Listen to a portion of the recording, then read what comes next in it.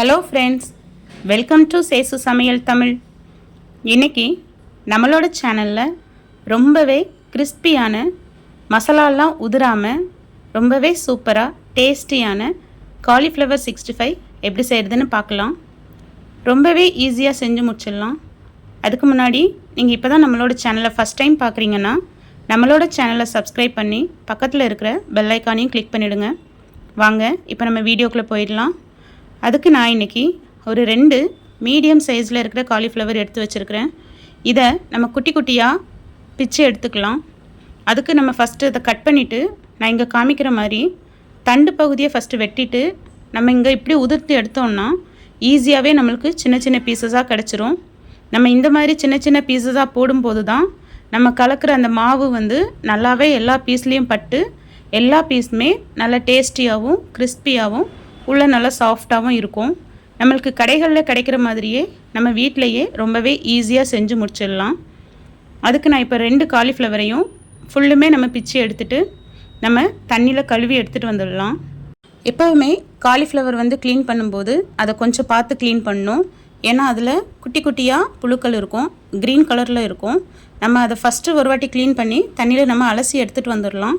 அப்போவே பாதி இது போயிடும். இருந்தாலும் நம்ம இன்னும் மஞ்சள் தூள் உப்பு போட்டு கொஞ்சம் சுடு தண்ணியில் போட்டு எடுத்துக்கலாம். அதுக்கு நான் ஒரு பாத்திரத்தில் கொஞ்சம் நிறையாவே தண்ணி வச்சுருக்கிறேன். ஏன்னா இதை நம்ம இப்போ உதுத்து எடுத்து வச்சுருக்கிற எல்லா பூக்களையும் நம்ம அதில் சேர்த்து ஒரு 2 நிமிஷம் கொதிக்க விட போகிறோம். இதில் நான் 1 ஸ்பூன் அளவுக்கு கல்லுப்பு சேர்த்துருக்கேன். அது கூடவே 1 டீஸ்பூன் அளவுக்கு மஞ்சள் தூள் சேர்த்துருக்கிறேன். இந்த தண்ணி கொதித்ததும் நம்ம இங்கே உதுத்து வச்சுருக்குறோம்ல இந்த பூக்கள் எல்லாத்தையும் உள்ளே நம்ம சேர்த்துடலாம். சேர்த்து ஒரு 2 நிமிஷம் இதிலையே நம்ம கொதிக்க விடுவோம். கொதிக்க விடும்போது இதில் இருக்கிற பூச்சிகளும் எல்லாம் செத்துடும். காலிஃப்ளவர் நல்லா க்ளீனாகவும் ஆகிடும். இதிலையே நம்ம ஒரு 1/4 பதம் அளவுக்கு வேக வச்சு எடுத்த மாதிரியும் ஆகிடும். நம்ம எண்ணெயில் போடும்போது அப்போ சரியாக இருக்கும். இப்போ 2 நிமிஷம் ஆயிடுச்சு. இதை நம்ம வடிகட்டி சைடில் எடுத்து வச்சிடலாம்.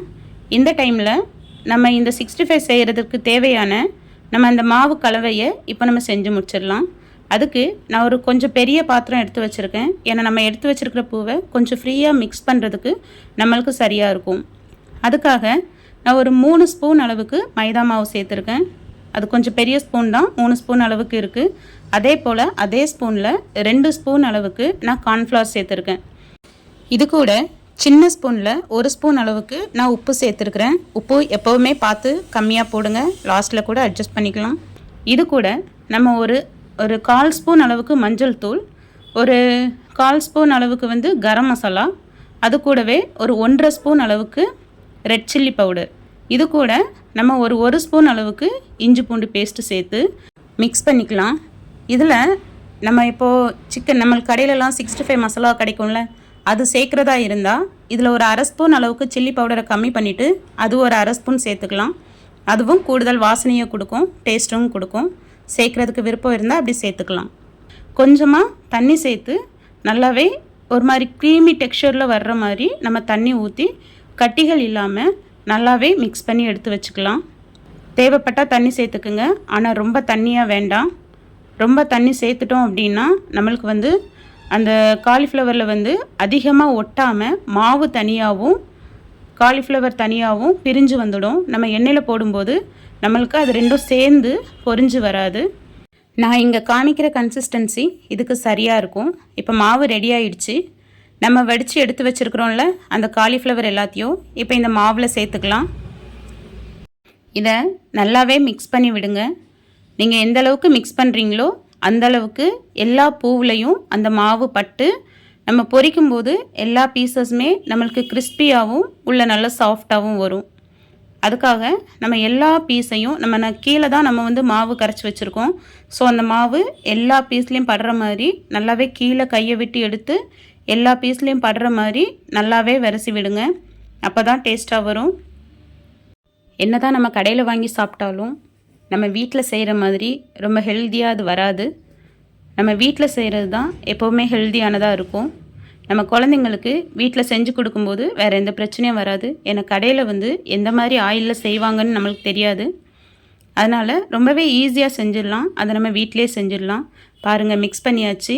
இப்போ எல்லா பீசஸ்லேயுமே அந்த மாவு ஒட்டி எல்லாமே சூப்பராக இருக்குது. இதை நம்ம ஒரு 15 நிமிஷத்துக்கு ஒரு சைடில் வச்சிடலாம். அதுக்கப்புறம் எடுத்து நம்ம ஃப்ரை பண்ணிக்கலாம். இப்போ ஒரு மூடி போட்டு அதை நம்ம சைடில் வச்சுடுவோம். இப்போது 15 நிமிஷம் ஆயிடுச்சு. இப்போ எடுத்து பார்த்தா எல்லா மாவுமே ஒவ்வொரு பீஸோடையும் நல்லா ஒட்டி சூப்பராக ரெடியாக இருக்குது. நம்ம பொரிக்கிறதுக்கு இப்போ தயாராகிடுச்சு. இப்போ நம்ம ஒரு கடாய் அடுப்பில் வச்சுட்டு அதில் இது பொரிக்கிறதுக்கு தேவையான எண்ணெயை நம்ம சேர்த்துக்கலாம். எண்ணெய் சேர்த்துட்டு எண்ணெய் சூடானதும் நம்ம இந்த பீசஸ் போட்டுடலாம். இதுக்கு மெயினாக இன்னொன்று நம்ம இதை பொரித்து எடுக்கும்போது எண்ணெய் நல்லா ஹீட்டாக இருக்கணும். ரொம்ப ஹீட்டாக இல்லை, அதாவது போட்ட உடனே ஒரு மாதிரி கரிஞ்சு போகிற அளவுக்கு அந்த மாதிரி ஹீட் இல்லை. அதே போல் லோ ஹீட்டும் கிடையாது.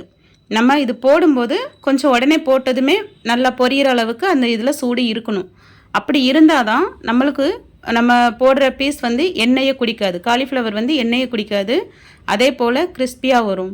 நீங்கள் எண்ணெயை சூடு கம்மியாக வச்சு நீங்கள் போட்டிங்க அப்படின்னா காலிஃப்ளவர் எல்லா ஆயிலையும் இழுத்துட்டு ஒரு மாதிரி சவுன்னு தான் இருக்கும். உங்களுக்கு கிறிஸ்பியாக வராது. நீங்கள் அந்த மாதிரி ட்ரை பண்ணுங்கள். ஆயில் ஹீட்டாக தான் இருக்கணும். இப்போ நீங்கள் ஒரு வாட்டி போட்டு எடுத்திங்கன்னா நெக்ஸ்ட் டைம் போடுறதுக்கும் அதுக்கு முன்னாடி போட்டு எடுத்ததுக்கும் இடையில ஒரு 30 செகண்ட்ஸ் விட்டு எண்ணெயை ஹீட் பண்ணிவிட்டு அதுக்கப்புறம் நெக்ஸ்ட்டு போடுங்க. ஏன்னா எண்ணெய் ஹீட்டாக இல்லைன்னா உங்களுக்கு கரெக்டாக வராது. நீங்கள் ஓவர் ஹீட்டாக வச்சிங்கன்னா போட்டதும் கரிஞ்சிடும். அதே போல் லோ ஹீட்டில் வச்சுருந்தீங்க அப்படின்னா உங்களுக்கு ஒரு மாதிரி சவுன்னு தான் இருக்குமே தவிர்த்து கிறிஸ்பியாக வராது. அதனால் நீங்கள் அதை ஆயிலோட ஹீட்டை மெயின்டைன் பண்ணிக்கோங்க. அப்போ தான் உங்களுக்கு உள்ளே நல்லா சாஃப்டாகவும் வெளியே நல்லா கிறிஸ்பியாகவும் இருக்கும். பாருங்கள், நம்ம போட்டது மாவே உதிர்ந்து போகலை. எல்லாமே பீஸோடு தான் ஒட்டியிருக்குதே தவிர்த்து எண்ணெயில் நம்மளுக்கு மாவே வரல. நீங்கள் இந்த மாதிரி போட்டிங்கன்னா மட்டும்தான் உங்களுக்கு பர்ஃபெக்டான காலிஃப்ளவர் 65 தயாராகும். அதே போல் நான் ஸ்டவ்வை ஸ்லோ ஃப்ளேம் பண்ணலை, நான் ஃபுல் ஃப்ளேமில் தான் வச்சுருக்கேன். இதுக்கு நம்ம மீடியம் ஃப்ளேம் பண்ணணும் அப்படின்னா நம்மளுக்கு எண்ணெயோட ஹீட் நம்ம உள்ளே காலிஃப்ளவரை போட்டதுக்கு அப்புறமா கூட ஹீட் கம்மியாச்சுன்னா உங்களுக்கு இந்த ப்ராப்ளம் வரும். அதனால் நீங்கள் சூடு அதே நம்ம நார்மலாக ஃப்ளேம் இருக்கும்ல அதே ஃப்ளேமில் வைங்க. அதாவது ஃபுல் ஃப்ளேம்லேயே வைங்க, கம்மி பண்ண வேண்டாம். கம்மி பண்ணாமல் நீங்கள் அப்பப்போ கிண்டி விட்டிங்கன்னா போதும். நீங்கள் உள்ளே போட்டுட்டு ஒரு 30 செகண்ட்ஸ் நீங்கள் விட்டுட்டு தான் நீங்கள் பரட்டி விடணும். அப்போ தான் அந்த மாவு செட் ஆகிருக்கும். போட்டதும் அப்படியே கரண்டி விடணும்னு அவசியம் இல்லை.